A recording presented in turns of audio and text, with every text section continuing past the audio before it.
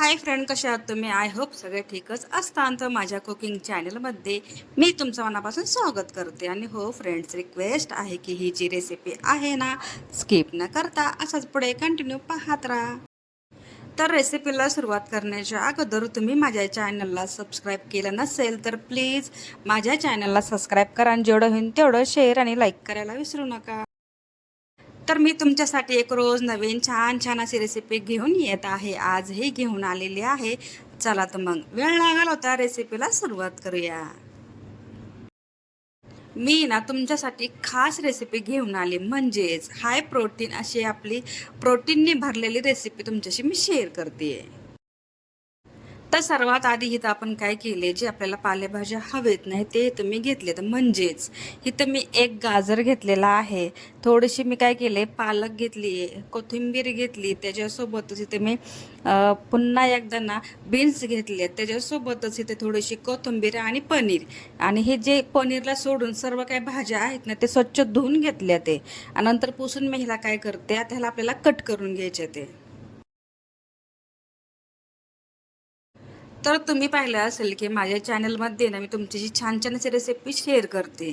आणि हो, आता आपण धिरडे बनवले, पराठा बनवला, पण ही रेसिपी आहे ना फ्रेंड्स, पूर्ण वेगळ्या पद्धतीचे. म्हणजे तुम्ही डाएटमध्ये बनवू शकता, किंवा तुम्हाला प्रवासात जायचं असेल तर तुम्ही बनवू शकता, किंवा आपल्या लहान मुलांना जर आवडत नसेल तर व्हेजिटेरियन, तुम्हाला तर माहिती आहे की लहान मुलं काय खात नाही, तर काहीतरी मुलांचे ना नखरे असतात आणि आपण काय त्यांच्यासाठी बनवू, हे मम्मी लोकांचं ना थोडंसं टेन्शन असतं. म्हणजे कसं असतं की जेणेकरून आपल्या मुलांना आपण म्हणजे हाय प्रोटीन, म्हणजे प्रोटीन कसं देऊ, अशा पद्धतीने ही रेसिपी आहे. आणि हो, ही रेसिपी आहे ना तर अशा पद्धतीने आहे की त्यांनाही म्हणजे मुलांनाही कळणार नाही. आता तर शाळा सुरू होत आहे आणि टिफिनसाठी तर काय बनवावं हे तर मम्मीचं म्हणजे रोजचं उठून प्रश्नच असतो की काय बनवायचे. आणि जेणेकरून आपल्या मुलांना एक ताकद येईल, मुलं स्ट्रॉंग राहते आणि दिवसभर खेळलं तरी त्यांची एनर्जी डाऊन होणार नाही, अशा पद्धतीने ही रेसिपी आहे बरं का फ्रेंड्स.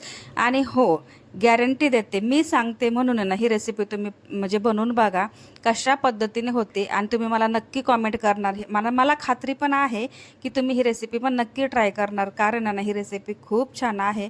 आणि हो, जेवढी तुम्हाला दिसते त्याच्यापेक्षा ही हेल्दी आणि प्रोटीनने भरलेली रेसिपी आहे.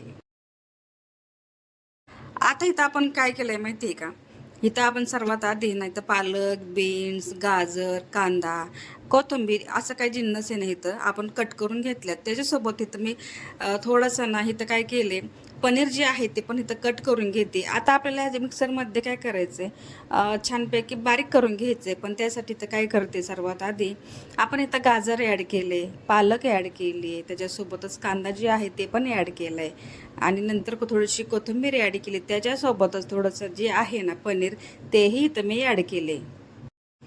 आणि आपल्याला ह्या मिक्सरमध्ये बारीक करून घेतानाच त्याच वेळेस काय करायचं, थोडंसं लसणाची पेस्ट ॲड करायची, थोडंसं आल्याची पेस्ट ॲड करायची, जवळपास अर्धा अर्धा टेबलस्पून. ठीक आहे, आता आपल्याला काय करायचं, पाणी न टाकता ह्याला फक्त दरदरा म्हणजे थोडं थोडं जाडसर असं ठेवायचं. अशा पद्धतीने ना आपल्याला मिक्सरमध्ये बारीक करून घ्यायचे.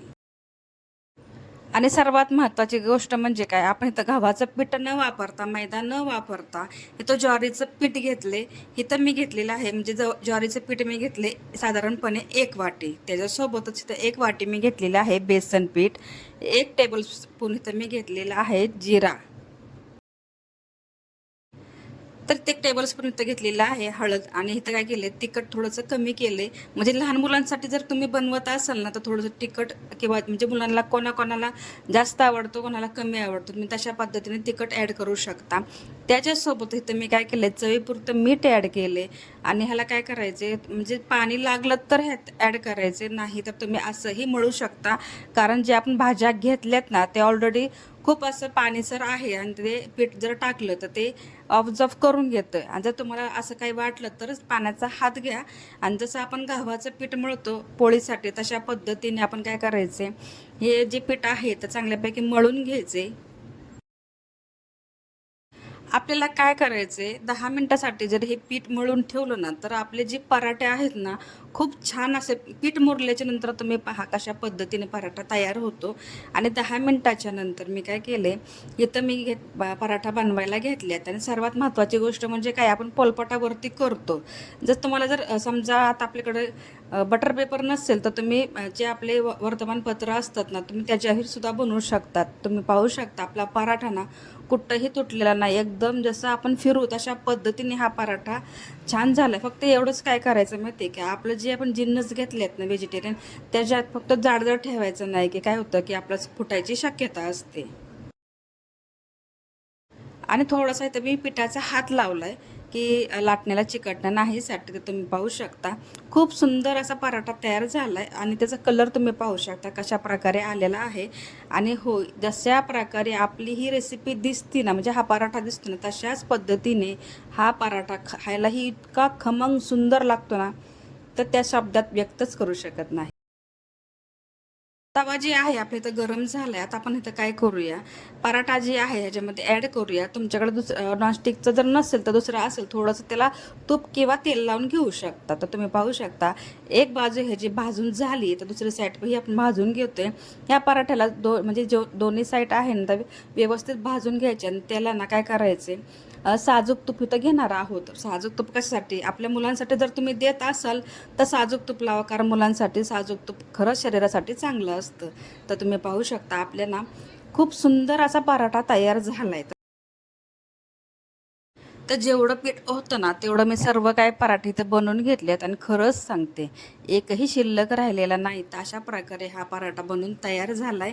आणि हो, शेवटला व्हिडिओमध्ये कोण आहे ते पाहायला विसरू नका. आणि तुम्ही पाहू शकता लहान मुलांसाठी आपण ही रेसिपी बनवली, तर तिलाही म्हणजे भाज्या कोणच्या आवडत नाही, गाजर आवडत नाही, पालक आवडत नाही, तर तिच्याकडनं ही तुम्ही कमेंट ऐकू शकता की कशा प्रकारे तिला हा पराठा आवडलाय. आणि फायनली माझी रेसिपी झालेली आहे. तुम्हाला ही रेसिपी कशी वाटली नक्की मला कॉमेंटमध्ये सांगा. व्हिडिओ आवडला असेल तर व्हिडिओला लाईक, शेअर, सबस्क्राईब करायला विसरू नका. भेटूया नेक्स्ट व्हिडिओमध्ये. तोपर्यंत स्वतःची काळजी घेत राहा. सर्वात महत्त्वाचं खात राहा, आनंदात राहा, हसत राहा.